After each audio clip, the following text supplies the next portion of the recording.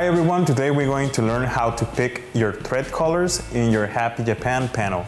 First, we'll head to the color options. This is where we choose the thread colors we have placed on top of the embroidery machine.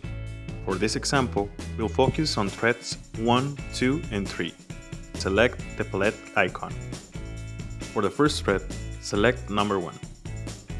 Choose the appropriate color and press OK. Now, it changed to the correct thread color. For the second thread, repeat this process. Select the color and press OK. And finally, repeat the process for the third thread. Now, we have our first 3 colors set up.